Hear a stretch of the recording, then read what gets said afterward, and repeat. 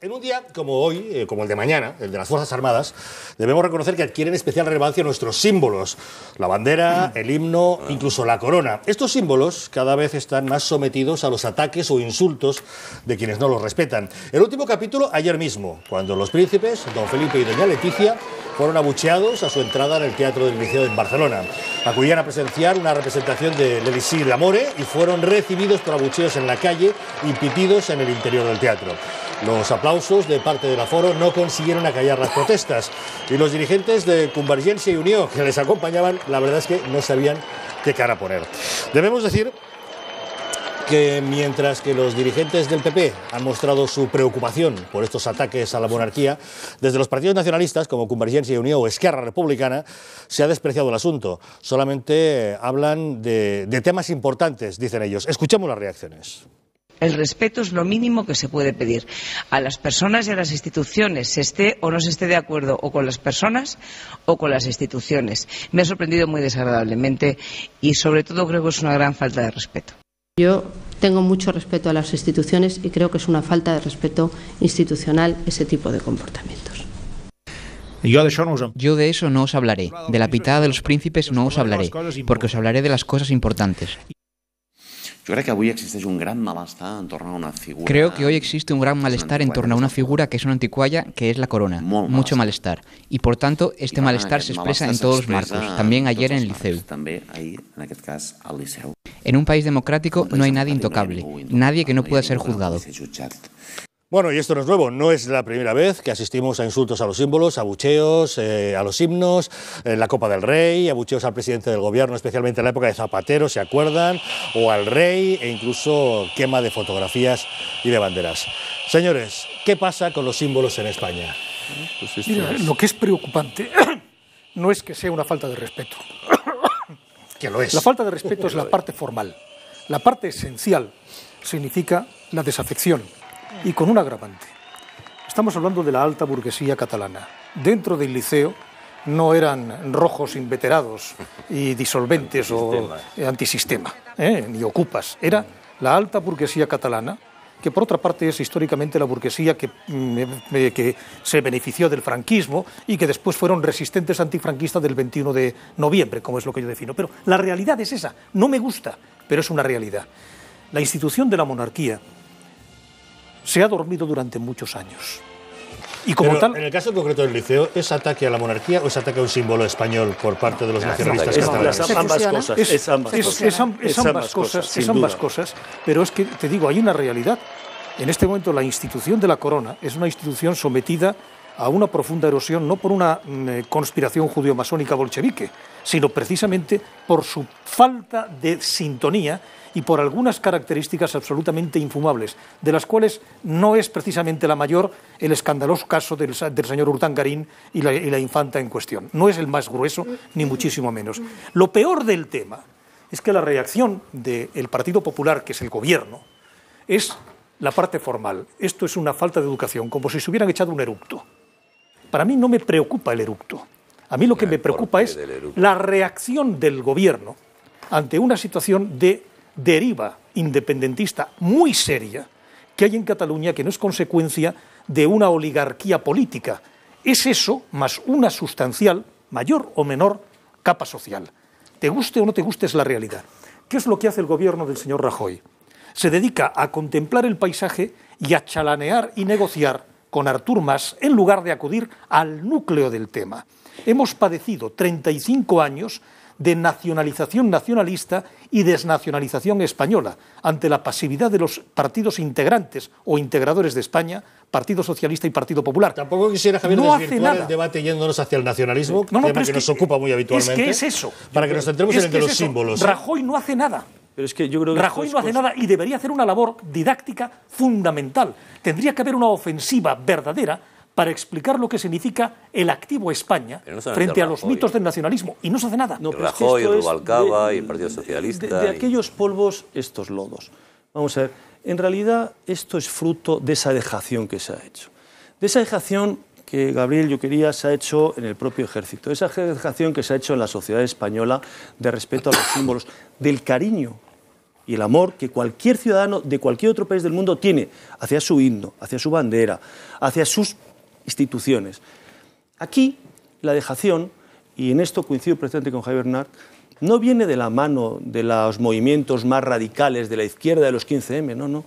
Aquí la dejación y la responsabilidad cierta, así las burguesías catalanas, las burguesías vascas, la derecha tonta, la derecha permeable, tibia y acomplejada, que ha ido dejando caer uno y otro. Es que aquí se ha hablado desde el primer día de País Vasco, pero es que lo hemos homologado todos País Vasco. Si estamos diciendo que es País Vasco, es que estamos dando carta de naturaleza a que termine siendo un país desde el primer día. Y hemos homologado términos, los hemos comprado todos. Se han comprado los medios de comunicación, lo ha comprado el PP. Hablan y se sienten muy modernos y muy guays por utilizar ese lenguaje que a veces, y en el tiempo, esa prostitución del lenguaje termina produciendo este efecto de que no hay respeto por la bandera, de que no hay respeto por la corona, de que no hay respeto por los padres, porque no hay respeto por los profesores, porque no hay respeto.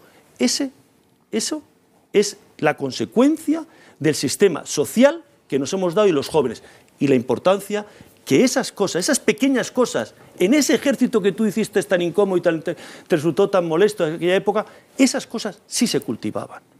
Bueno, sí se cultiva. No volvemos al ejército. Yo creo que buena parte, aparte Digo, porque aprovechándolo de mañana. Aparte de las responsabilidades que haya podido tener la clase política, evidentemente tampoco parece que se lo hayan ganado a pulso el respeto, pues mucha gente. Quiere decir que la falta de respeto... Pero eso es personalmente. No, como institución. Bueno, quiero decir, a mí me da una pena horrorosa que, bueno, aparte de esto me parece una falta de educación y todo lo que queráis. Por cierto, hoy es el Día de Castilla-La Mancha, conviene reivindicarlo, que para pobre nadie, nunca se habla de Castilla-La Mancha. Es cierto. Vamos a decirlo ya que hablamos de todos los manchegos, por supuesto, desde la Mancha existe, igual que Teruel, que también está por allá. El Día de San Fernando, no, pero yo creo que ayer fue ganar es verdad. Quiere decir, el desprestigio, ¿por qué se abuchea a los políticos ahora? ¿Por qué se abuchea a la monarquía o a la corona o a representantes de la corona? Porque realmente se han desprestigiado ellos solos. Se han y también porque ha habido... personal, estoy de acuerdo. Pero también ha habido un deslizamiento... Como concepto, decir, es que... Habría que saber diferenciarlo, ¿no? O sea, una cosa es que tú, la corona, consideres que... Yo creo que está desprestigiado quien porta la corona y quienes han de estar llamados a portar la corona. Pero yo creo que habría que diferenciar muy mucho lo que es la corona de quien realmente la porta. Lo que no vale es decir yo soy juancarlista pero no soy monárquico. Esto ya es una bobada. No, a estas alturas esto ya vamos a... Decís que vuelva muy rápidamente sobre algo que ha señalado Javier y que a mí es lo que más me ha llamado la atención en esto. El espacio simbólico. Es que no estamos en el espacio de los indignados. Estamos en el espacio más ranciamente burgués, más casi nauseabundamente burgués de toda la sociedad española, por Dios. El espacio ese de la operística barcelonesa, que ha sido desde siempre el espacio de lo retardatario, de lo retrógrado, de lo sórdido dentro de la sociedad barcelonesa. Claro, que de pronto estos personajes aparezcan convertidos en indignados de una tarde es verdaderamente hilarante, ¿eh? Pero es que ha existido, contestando a Rafael, o apostillando a lo que está diciendo Rafael, ha existido una especie de solapamiento de símbolos en los cuales durante varias generaciones sencillamente nos hemos vinculado a otros, lo cual no significa que desde las otras generaciones o desde otros entornos no se perciba como una amenaza, pero hablábamos del espacio simbólico. Nuestros espacios simbólicos, hablo quizás como representante de alguien un poco más joven, luego Guillermo puede decir también lo que él considere. Lo siento, es que es lo que hay. Nos excluye Javier. Me empiezo ya a tener esto es como cuando llego a las reuniones. Yo antes era más joven en las reuniones, ahora soy mayor. Ya me llegará ya. Lo que ha llovido, Rafael. El espacio simbólico en el que nos movemos y las vinculaciones en las que nos movemos es totalmente distinto. Lo que antes nos permitía, por ejemplo, que a mí no quiero volver al tema de la mili, pero sí que permitía una unificación o una democratización también de muchas clases sociales, eso se está consiguiendo a través de otros métodos, quizás invisibles también. Ahí está el espacio de Internet, pero también está todo el espacio relacionado con hobbies que vinculan y por los que se es capaz también de llegar a otro tipo de vínculos. ¿Qué ocurre? Que esto mucha gente lo puede ver como una depreciación o como una decadencia, como una degeneración. No tiene por qué serlo. Claro. No tiene por qué ser. Yo quería, hablando de símbolos, ¿querías añadir algo, Guillermo, por favor? Hablar de mi juventud, gracias a... Pues te lo ha puesto... Bueno, valía este tema, ¿eh? Sí, eso es decir, os estáis poniendo muy pesaditos con el tema. hablar de ahora. A ver, dejen hablar a la joven, habláis de la transición y era una nena. Hacer dos reflexiones. Que hable el niño. Muchas gracias. Desde que a partir de la transición hay un problema muy grave en España, que es que el Estado ha desaparecido en las zonas calientes. En las Vascongadas, en Cataluña, el Estado se replegó, tomaron el poder los nacionalistas, un poder absoluto, y los que se sentían españoles allí, que eran una parte sustancial de la población, fueron completamente traicionados por parte del mismo Estado. Y eso es una cosa que hoy estamos viendo las consecuencias. Es decir, nadie defendía la bandera de España, se quemaba abiertamente cuando allí había muchos españoles, y lo sigue habiendo, que es una mayoría silenciosa, ¿no? Hombre, hay una proporción de inmigrantes que provenían de cualquier otra zona española. Efectivamente, pero muchos catalanes. Padres. Yo me apellido Rocafort y soy de origen catalán, y hago alarde de ello, y me considero doblemente español, una por catalán y otra por español. Y eso realmente lo vimos en la manifestación del 12 de octubre. Allí había una pancarta que decía Cataluña, embrión de España, porque es así. Eso es muy bonito. Tú eres casi el último de los almogávares. Y una última reflexión histórica, hombre, Cataluña siempre ha sido, igual que la antigua Corona de Aragón, muy austracista. Y lo que a mí siempre me ha llamado mucho la atención es que los Borbones fueran también acogidos en Cataluña. No con eso estoy justificando esas pifias o pitos que me parecen una falta de educación. Pero, digamos, la antigua Corona de Aragón ha sido austracista y antigónica. Pero desde la Edad Media. Señores, hablando de símbolos, ¿podemos considerar otro símbolo la presidencia del Gobierno? El Palacio de la Moncloa. En fin, en los últimos días, a raíz de la entrevista de José María Aznar, se ha hablado mucho de los expresidentes del Gobierno. Ha habido declaraciones de Zapatero, de Felipe González, y una vez más nos hemos planteado cuál debe ser el papel de esos jarrones chinos, esos seres tan valiosos como los expresidentes, pero con los que nadie sabe qué hacer. Bueno, pues además de los presidentes sobre los que se ha escrito mucho, ¿qué pasa con las esposas? Un libro, Las damas de la Moncloa, nos desvela los secretos de las esposas. ¿Quieren conocerlos? María Ángeles López de Celis es la autora de Las damas de la Moncloa. María Ángeles, muy buenas noches. Buenas noches. ¿Por qué escribir un libro sobre ellas? ¿Ya harta de que siempre se escriba de ellos, de los presidentes? Hombre, yo creo que está bien, ¿no?, que también alguien por primera vez les dedique un libro, les haga pasar a ser las protagonistas de la historia y sus maridos que pasen al papel secundario. De todos modos, a sus maridos también les dedicó en su día Los presidentes en zapatillas. Es un poco la cara B del primer libro. El primero es pues un recorrido histórico y político de los 35 años de democracia. Y el otro pues es un poco el enfoque más personal, más privado. Estos hombres que también aparecen en el segundo libro, lógicamente, pero desde otra vertiente, desde un enfoque como matrimonio, ¿no?, una filosofía conyugal, en fin, es más femenino, es otro tema. ¿Le parece que pasemos lista? Empecemos por Amparo Illana, era la esposa del primer presidente del Gobierno de la Democracia, Adolfo Suárez.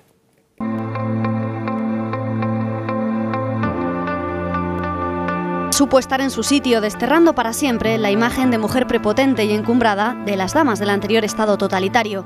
Amparo supo estar un paso por detrás del presidente en un momento en el que la situación así lo demandaba.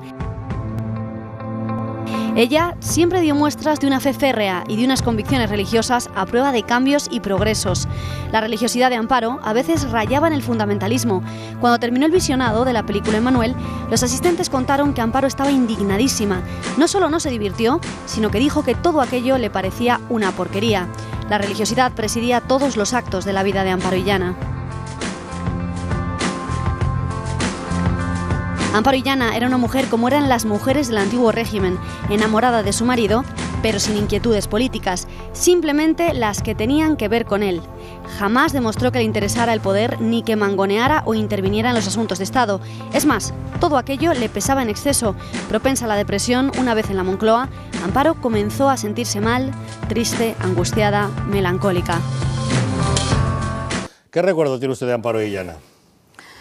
Pues el de una mujer realmente atormentada por esta estancia en el Palacio de la Moncloa. También es verdad que fue la primera inquilina, con lo cual, si ese palacio nunca ha sido siempre lo menos parecido a un hogar, en aquellos momentos mucho menos. Entonces, bueno, pues es verdad que además ella lo pasó mal, se quejaba siempre de la falta de intimidad, de que tenía que compartir a su marido con toda España, bueno, pues que no le dejaba tiempo suficiente la actividad política como para dedicarla a su familia, una mujer muy celosa. Entonces Adolfo Suárez era un seductor, un hombre con una imagen impecable, que efectivamente tenía mucho éxito con las mujeres y su esposa lo sabía. En fin, bueno, pues lo que pasa es que tengo un recuerdo de ella francamente maravilloso, una mujer muy cálida, muy solidaria, una mujer que trabajó mucho en favor de los demás y siempre desde un silencio, desde el silencio. Vamos con Pilar Ibáñez, esposa de Leopoldo Calvo Sotelo, recordémosla.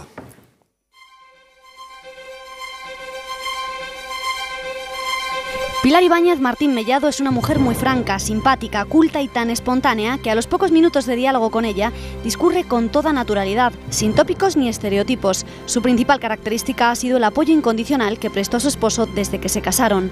A Pilar solo le caen bien los que consideran que Leopoldo Calvo Sotelo fue el hombre más inteligente, el más brillante, el más capaz.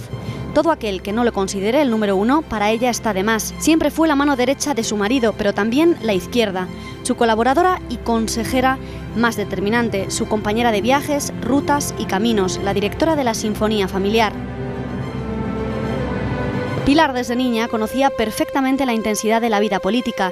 No en vano era la hija de un ministro de Franco. Estaba habituada a tratar con gente destacada. Para ella era completamente normal la parafernalia del poder.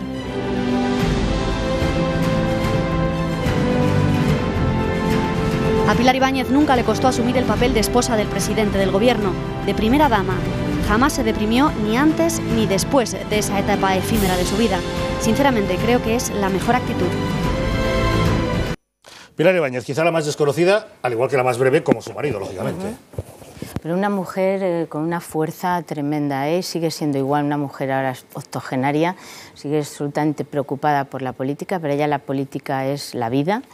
Y bueno, pues siempre ayudó en todo momento y sostuvo esa familia de una manera increíble. Formaban un tándem perfecto y nunca se quejó de vivir en Moncloa, jamás. Ella siempre vio el lado positivo y siempre alabó ese palacio, al personal, a las circunstancias que les llevaron a vivir allí, y cuando se marchó, bueno, pues lógicamente aliviada de alguna manera, pues bueno, pues volver a su casa y a su vida normal, recuperar su vida normal, pero ella siempre dijo que dejaba muchos afectos y muchas vivencias en aquel sitio. Vamos con personajes más mediáticos. Carmen Romero, esposa de Felipe González.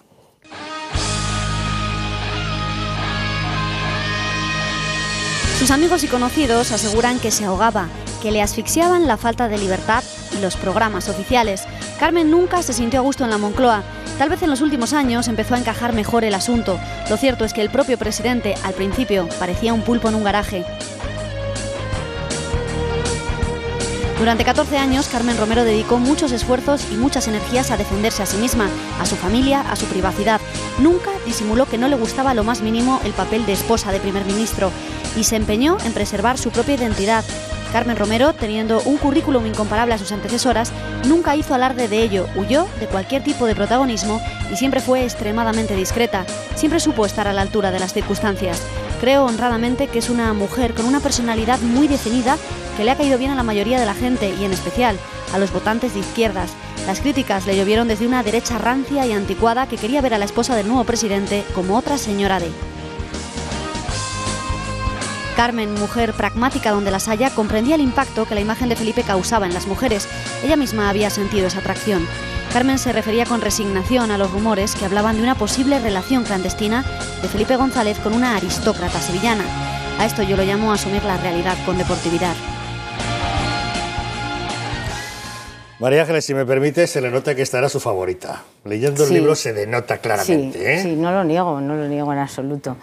La verdad es que también hay que reconocer que después de las mujeres de la transición, Carmen Romero fue pues el modelo de nueva mujer española. Entonces llegó a Moncloa con 36 años, una mujer muy joven, espléndida, con un físico impecable. Y bueno, yo creo que los españoles además empezamos a perder los complejos cuando empezamos a ver a los González viajar por el mundo. Además era, bueno, pues una mujer transgresora de ciertos convencionalismos. Era feminista pero ponderada, comprometida social y políticamente desde su etapa universitaria y empeñada en compaginar su vida personal de esposa y madre con su vida profesional que nunca abandonó. Entonces, bueno, pues eso, teniendo en cuenta que nos separaban a ella y a mí 10 años, yo entonces quería ser como Carmen Romero. El contrapunto lo pondría Ana Botella, esposa de José María Aznar.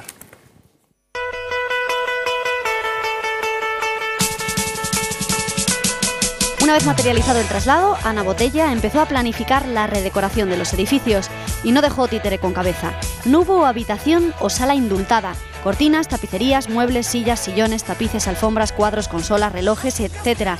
Nada quedó en su sitio. Y lo poco que escapó a aquella revolución fue porque, arquitectónicamente hablando, se reveló inviable.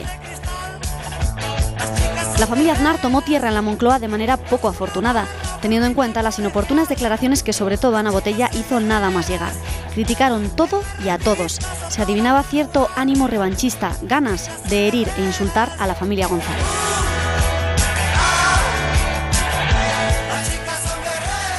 A él, José María Aznar, le habría gustado una boda discreta, pero no podía defraudar a su mujer, que estaba entusiasmada. Fue la boda que quiso Ana y el presidente la dejó hacer. A Ana Botella le encantaba la idea de manejar el cotarro, de dirigir entre bambalinas y figurar en primer plano como compañera del segundo hombre más importante del país. Nunca hasta entonces la Casa Real se había visto en la necesidad de poner freno a las aspiraciones de una primera dama que se miraba cada día en el espejo de Hillary Clinton. Ana Botella no es una esposa tradicional y al mismo tiempo lo es. Es como millones de mujeres españolas y europeas que tienen una relación de tú a tú con sus maridos. Dicen que la única persona de la que José María Aznar se fía es de Ana Botella.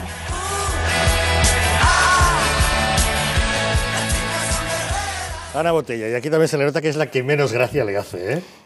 Es que es el modelo de mujer que está más lejos de mí, no es una cuestión ideológica ni tiene nada que ver, porque hay mujeres que ya han repetido ideología política y no se parecen en nada.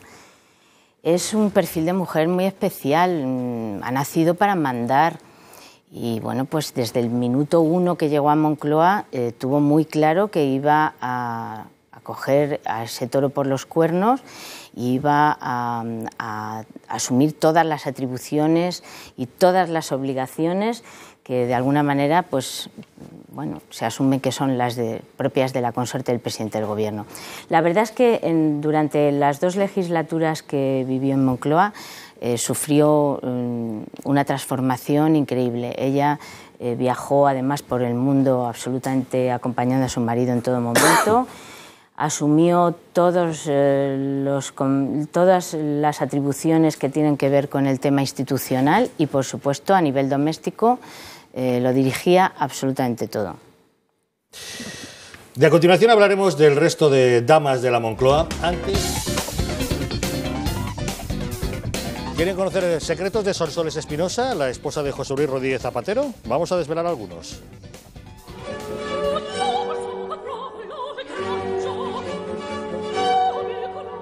Durante los 7 años que su marido ostentó la presidencia del Gobierno, Sonsoles Espinosa no concedió entrevistas, no opinó nunca sobre política y apenas acudió a un puñado de actos públicos.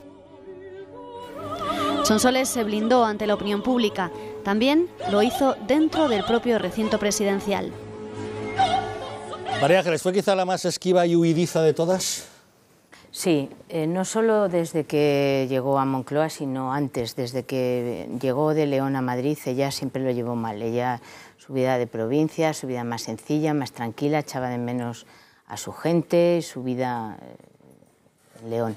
Bueno, la verdad es que desde exactamente al revés que Ana Botella, desde el minuto 1 decidió que no iba a hacer su papel de consorte del presidente, que no iba a acompañarle en los viajes, que no iba a asumir ninguna atribución ni ningún protagonismo, y así estuvo durante 7 años. Quiero decir que bueno, esto es una cuestión de filosofías conyugales, porque esto está pactado, cada modelo de matrimonio enfoca este tema de una manera, pero yo tengo que reconocer que a mí no me gustaba nada ver a mi presidente del Gobierno por el mundo como un single, siempre solo.